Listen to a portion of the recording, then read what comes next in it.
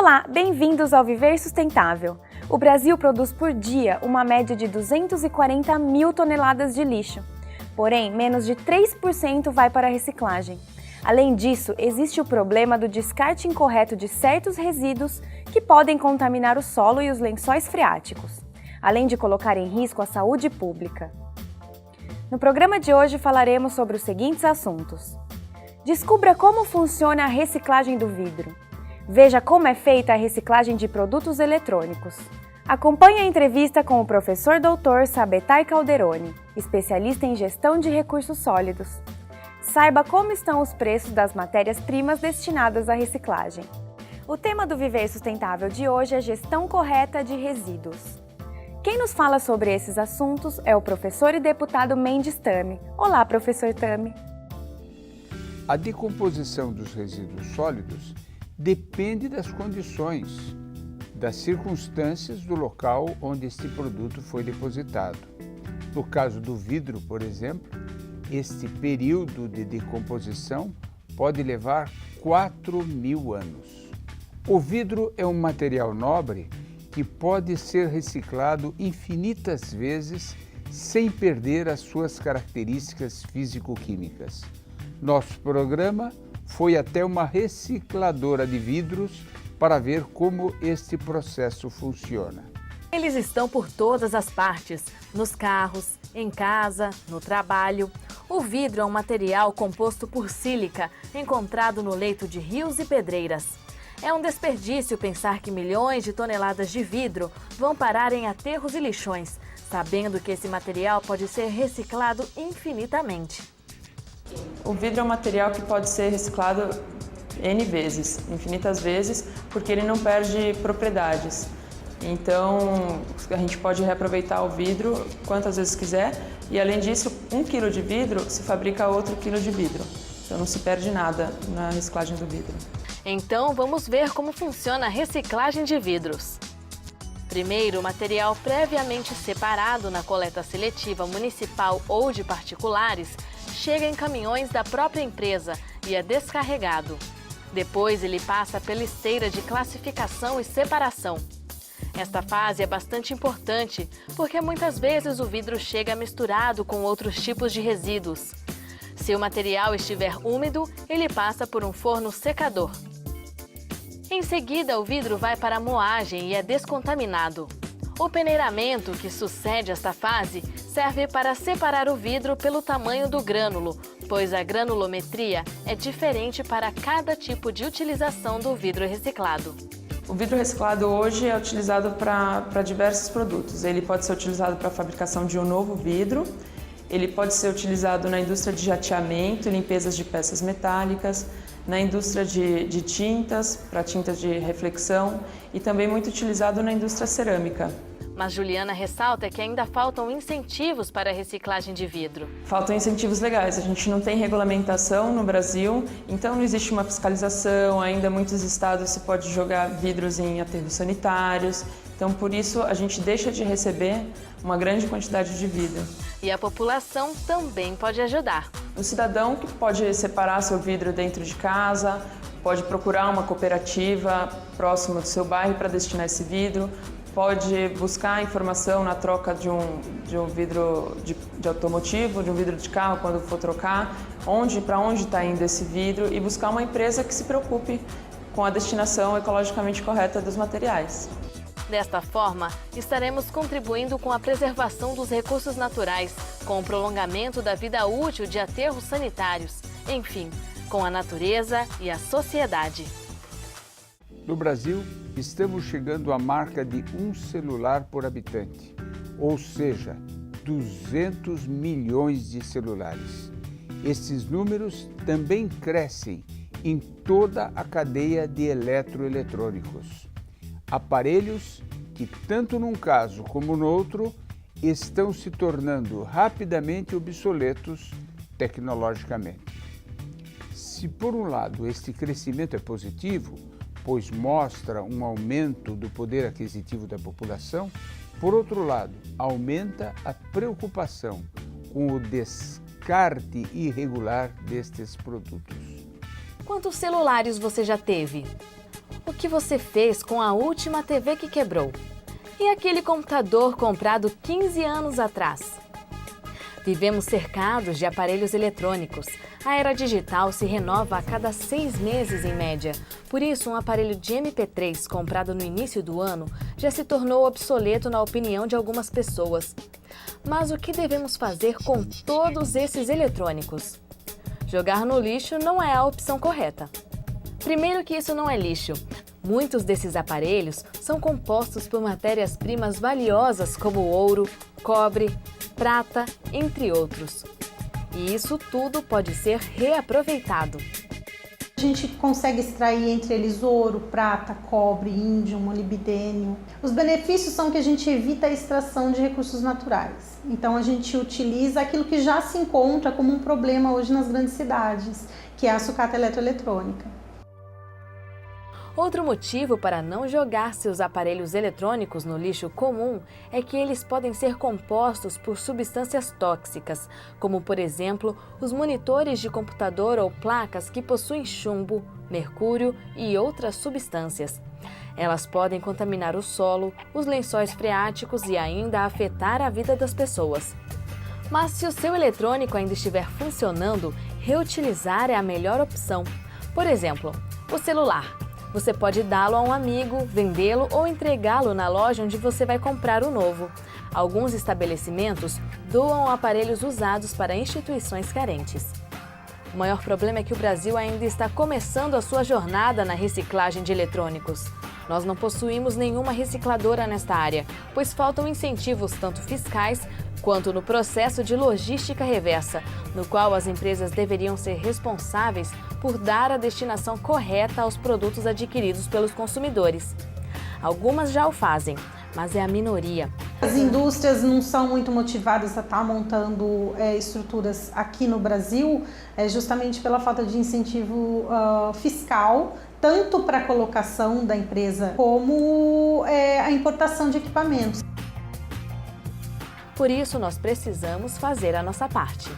Não perca no próximo bloco a entrevista com Sabetay Calderoni. Não saia daí, o Viver Sustentável volta já. Olho vivo, consumidor. A incineração de 10 mil toneladas de resíduos pode criar apenas um emprego. Mas a reciclagem da mesma quantidade pode proporcionar a ocupação de 40 pessoas. Então, incentive a reciclagem e os empregos verdes. Assim você estará contribuindo com o meio ambiente e com a sociedade.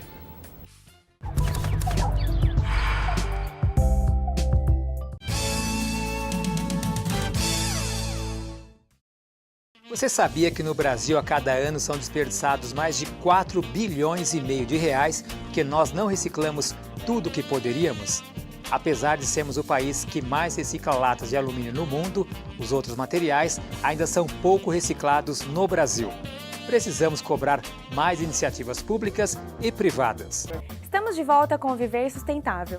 Nossa equipe entrevistou o professor doutor Sabetay Calderoni. Olá, nós estamos aqui hoje tendo o privilégio de receber o professor Sabetay. O professor Sabetay ele tem trabalhos bastante relevantes na questão da gestão de resíduos sólidos. Olá, professor, seja bem-vindo ao nosso programa. Nancy, é um grande prazer estar aqui com você hoje. E para começar, já nesse tema tão discutido, principalmente quando nós ganhamos uma lei, né, que favorece o trabalho na questão de resíduos sólidos, mas ao mesmo tempo nós vimos que os municípios não conseguiram cumprir o prazo para fazer essa gestão, o plano de gestão dos resíduos sólidos. O senhor acha que isso se deve à questão econômica, à falta de preparo técnico, vontade política? Na verdade, eu acho que se deve a um grande equívoco. E existe também uma cultura do aterro sanitário. O que a gente vê nos municípios, Brasil afora, é a ideia equivocada de que nós devemos substituir o lixão, que é um grande prejuízo para a saúde pública, um grande prejuízo social, substituí-lo simplesmente por um aterro, o que é um grande erro. Na verdade, o que nós devemos fazer é ter um pequeno aterro, mas a maior parte do lixo deve ser reciclada. Aliás, a Política Nacional de Resíduos Sólidos estabelece uma hierarquia, estabelece uma ordem para que as coisas aconteçam. E essa ordem é, primeiro nós vamos reciclar. O que não der para reciclar é que a gente vai jogar no aterro. Mas hoje em dia, quase tudo a gente já consegue reciclar. E quanto que nós produzimos hoje de resíduos sólidos em peso? Nós conseguimos produzir hoje mais do que 1 quilo por habitante por dia. Então, uma cidade como São Paulo, de 12 milhões de habitantes, produz alguma coisa como 12 mil toneladas por dia. É o equivalente a um estádio de futebol do Pacaembu todos os dias. Um Pacaembu, um atrás do outro, sucessivamente. Então, vocês vejam a montanha de lixo que a gente acumula, infelizmente, no Brasil hoje. E tem um percentual grande disso que está sendo reciclado corretamente, professor? Não. A reciclagem hoje ainda é praticada de uma forma muito incipiente. A prefeitura consegue reciclar muito pouco. O setor privado, sim, ele já se organiza há décadas para reciclar um pouco mais. Na verdade, a reciclagem que nós temos hoje, ela é organizada a partir do preço estabelecido pelas indústrias. Através do preço, as indústrias fazem com que haja uma atração pela reciclagem por parte de sucateiros. E os sucateiros também estabelecem um preço que mobiliza os catadores. Então, a indústria, os sucateiros e os catadores, todos juntos fazem essa cadeia de reciclagem hoje. Mas isso não representa uma percentagem ainda suficiente, não. Tá. E fala-se muito na parceria público-privado, né? Na questão da gestão dos resíduos sólidos, né? O que o senhor pensa a respeito disso? Realmente é uma solução ou é uma solução só para as grandes cidades? Realmente a parceria público-privada é uma grande solução e não é só para as grandes cidades. A primeira pergunta que você me fez sobre por que os municípios não estão ainda praticando tanto a reciclagem, não estão ainda envolvidos nesse processo, tem a ver muito com a questão da parceria público-privada. A parceria público-privada, chamada PPP, é uma forma de evitar que os municípios tenham que fazer investimentos. Porque o grande medo dos prefeitos é ter que gastar dinheiro. Infelizmente, no Brasil hoje nós temos uma repartição dos recursos tal que o dinheiro fica concentrado no governo federal. Os municípios não recebem muito. Então eles não podem fazer muitas despesas. A grande solução para isso é a parceria público-privada. Porque o lixo é o único produto da economia que permite a gente economizar muito dinheiro. Ele tem um custo quando você vai fazer a disposição final.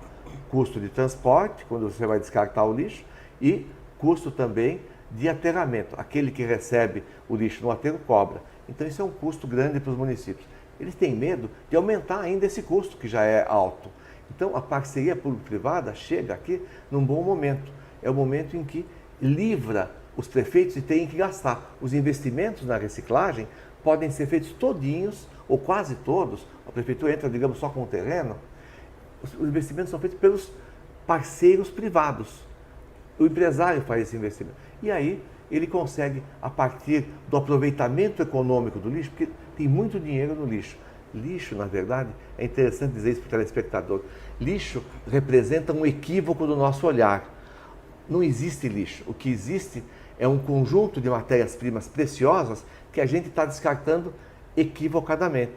O que a gente deve fazer é aproveitar esses recursos fantásticos e fazer a reciclagem, fazer muito dinheiro com isso. É o que o empresário vai fazer com esses investimentos. E compartilhando os ganhos com as prefeituras e dando muito emprego também e renda para a sociedade, para catadores, inclusive. Professor, ao mesmo tempo, nós ouvimos falar muito e nós sabemos que tem as associações dos catadores. Como que fica na parceria público-privado o interesse e o trabalho dessas associações? Dá para conciliar tudo isso? Não só dá para conciliar, como dá para dar um salto qualitativo. Dá para a gente melhorar muito a situação dos catadores. Hoje, pensa-se em aproveitar o trabalho dos catadores apenas na triagem, na separação do lixo. E eles se sentem orgulhosos, muitas vezes até, porque não conhecem outra forma de trabalhar, em separar, por exemplo, o plástico em fardos, eles depois prensam aquilo, fica um cubo e vendem por R$1.000 a tonelada. E esse trabalho só de separação e prensagem, ele é a única forma de aproveitamento que as pessoas conhecem, a maior parte das pessoas só conhece isso como forma de aproveitar o trabalho dos catadores. Quando, na verdade, o aproveitamento melhor do trabalho dos catadores é na efetiva reciclagem, não na triagem, não na separação só do lixo, mas sim no processamento dele. Então, esse cubo de plástico deve se transformar num saquinho plástico. Ele vai vender a R$1.000 para alguém que vai vender a R$20.000 um saquinho plástico depois. É muita coisa, o ganho é muito grande e o investimento necessário não é tão grande. E além do mais é feito pelos empresários, numa parceria público-privada. Então a ideia que os economistas chamam de agregação de valor nada mais é do que aproveitar aquela matéria-prima, aquele fardo de plástico e transformar ele num produto como, por exemplo, o saquinho plástico que todas as prefeituras usam nas salas de aula, usam nas escolas, nos postos de saúde, em todos os prédios públicos, diminuindo também os custos da prefeitura. A ideia é usar o trabalho do catador num processamento de nível mais alto. Então, eleva o padrão educacional deles, o padrão profissional e não deixa eles numa tarefa, às vezes até um pouco ineficiente, de ficar numa esteira tentando separar o lixo, até se confundindo. Mecânico, né? Um trabalho mecânico que não é criativo. E acho que nessa linha ainda, o senhor tem uma obra que são os bilhões perdidos no lixo, que acho que vem de encontro com esse raciocínio, e onde o senhor coloca que, além de produzir energia, ou melhor que produzir energia, nós poderíamos estar reciclando, que acho que vem nessa linha do que o senhor está falando. É verdade. Algumas pessoas pensam, assim, muito bem lembrado por você, pensam muitas pessoas que o ideal é pegar esse plástico que está no lixo, papel, às vezes até material de poda de árvores, e até no entulho vem muita madeira, queimar tudo isso e fazer energia. Certo. Esse é um grande erro. O que a gente deve fazer é o aproveitamento desses materiais. Sob o ponto de vista da geração de energia, nós conseguimos fazer muito menos energia queimando do que se a gente fizer um outro produto. Por exemplo, o plástico, a gente consegue aproveitar só 10% do que ele tem lá de calor guardado nele, que eles chamam de poder calorífico, né? O calor que ele tem guardado nele, eu aproveito só uns 10% se eu fizer a queima. Mas se eu fizer um outro produto de plástico, eu consigo evitar mais de 70% do consumo de energia. Então é muito maior o ganho da sociedade em termos de energia quando eu faço um outro produto a partir do lixo em vez de queimá-lo. Gostaria também que o senhor falasse para nós de dois resíduos que são extremamente importantes dentro dessa linha, que é a compostagem, por exemplo, de podas de árvores que o senhor citou e que isso está ali na prefeitura, né? Eu acho que tem um volume razoável, e também de entulho, né? Ah, sim, muito bem lembrado. Realmente, com relação à compostagem, ela é muito, muito importante. 2/3 do lixo que nós produzimos em nossas casas é o lixo que a gente chama resto de comida, aquele lixo orgânico. Esse resto de comida, esses 2/3, imagina só, tem muita água lá dentro. Metade disso tudo é água. Se ele representa 2/3 do total do lixo e metade é água, quer dizer que 1/3 do problema do lixo já fica resolvido se nós retirarmos a água. E a compostagem nada mais é do que pegar esse total de resíduos que a gente chama de orgânico, de resto de comida, e colocar em alguns montinhos. E nesses montinhos, dentro de um cimentado com uma leve inclinação, a água vai escorrer, um pouquinho vai evaporar e a água vai sair. Podemos tratar essa água, não virou aquele líquido que chamam de chorume, né, que é uma fonte de poluição. E aí a gente tem o aproveitamento ainda dessa água, o reuso, que está faltando hoje, mas mais importante que sobra um fertilizante a partir desse processo de compostagem. É um processo natural. E tão antigo, né? Muito um processo antigo. Muito antigo também. Você tem razão, milenar esse processo, é muito antigo e isso se faz com muita eficiência. Aproveitamos e resolvemos 2/3 de todo o problema do lixo domiciliar com a compostagem e evitamos que as prefeituras tenham que comprar adubo, comprar fertilizante por aí. Ainda economiza para a prefeitura e resolve o problema de transportar isso. Nós estamos transportando água, infelizmente. Quem não faz compostagem transporta água a um custo muito alto e ainda tem que enterrar água para virar chorume, um material poluente. Então essa é a questão do composto. Mas você me perguntou também... Também do entulho, porque tem muito entulho de obras e talvez, acredito que não esteja sendo utilizado da maneira mais adequada. Dizem até, Nancy, que cada 3 casas eu poderia fazer uma 4ª casa com os resíduos, com o entulho que sobra.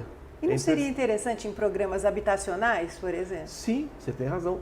programas habitacionais, a prefeitura pode aproveitar para fazer o tijolo, nós podemos aproveitar para fazer blocos de cimento, podemos aproveitar não só no programa habitacional, um programa de pavimentação, ele fica na base do asfalto, podemos aproveitar como um programa de saneamento, por exemplo, a prefeitura pode fazer manilhas, bocas de lobo, pode fazer guias, sarjetas, postes, podemos fazer ponto de ônibus, lajotas para calçamento, podemos fazer vigas e colunas para viadutos e pontes, uma infinidade de artefatos podem ser feitos a partir do entulho que hoje é gerado, muita gente não sabe disso, numa proporção muito maior do que a de lixo domiciliar. Nós geramos mais ou menos 1 kg de resíduos domiciliares por dia e 1,5 kg de entulho por dia. É muito mais entulho gerado do que o lixo domiciliar. Então temos que aproveitar isso. É muita coisa e depende de uma conscientização, de uma cultura política também. Sim. Né, que é um material de muito valor que nós estamos jogando fora. E que as prefeituras podem aproveitar para o programa habitacional. É o programa Me Entregue Seu Entulho e eu vou lhe devolver uma creche, uma escola, um posto de saúde e uma casa popular. Que ideia maravilhosa, né? É simples fazer.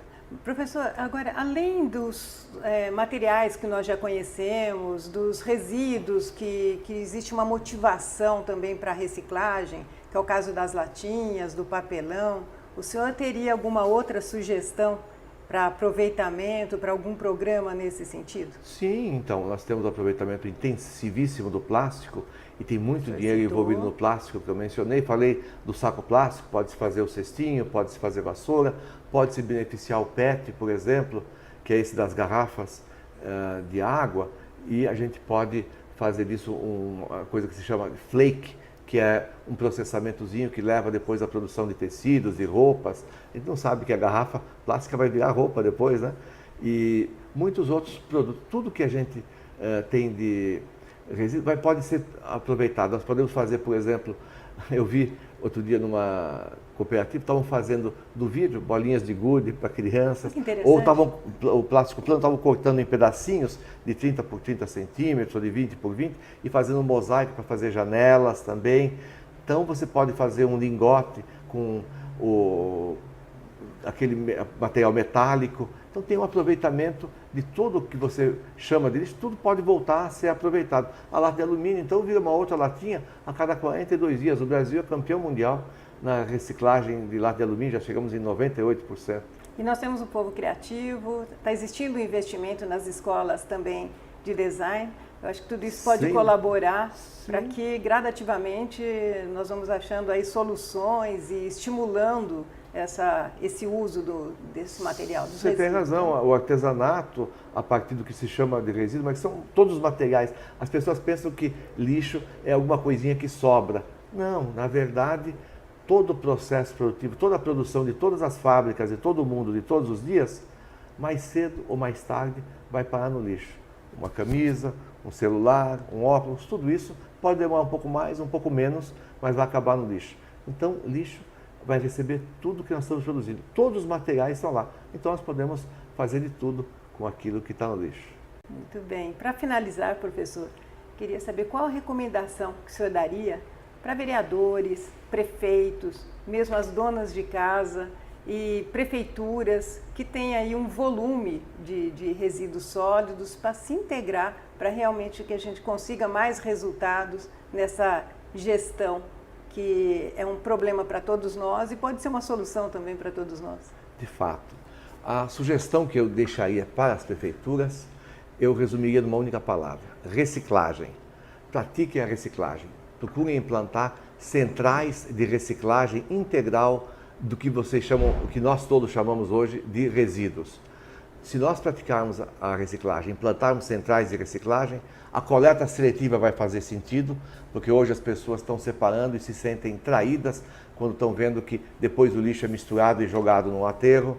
Então, vamos fazer a coleta seletiva ser uma coisa consequente, vamos aproveitar isso tudo numa central de reciclagem, vamos beneficiar tudo que chegar na central, vamos dar emprego para todos os catadores e para muitas outras pessoas. Os catadores ainda são em número muito pequeno, perto de todo mundo, todas as pessoas que precisam trabalhar nas centrais de reciclagem. Vamos fazer a parceria público-privada, vamos envolver os empresários, vamos cobrar impostos depois desses novos negócios que a reciclagem pode proporcionar. Isso pode ser feito também na casa de cada um de nós, podemos fazer a compostagem nas composteiras, tudo isso é possível. Vamos praticar a reciclagem. Bem, conversar com o professor, doutor Sabetay Calderoni é sempre uma aula, é um assunto que não se esgota. Queremos tê-lo mais vezes aqui conosco e muito obrigada pela sua participação, pela sua colaboração e por todo o trabalho que o senhor faz na gestão de resíduos sólidos. Eu que agradeço pela oportunidade de poder falar a vocês e a todos os telespectadores. Não saia daí, o Viver Sustentável volta já. O Viver Sustentável pergunta: quantas toneladas de lixo, em média, o Brasil produz por dia? Letra A, 100 mil. B, 150 mil. C, 240 mil. Ou letra D, 440 mil? A resposta você confere no próximo bloco.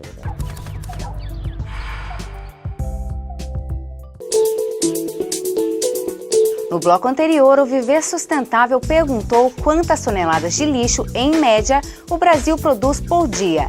A resposta correta é letra C, 240 mil toneladas.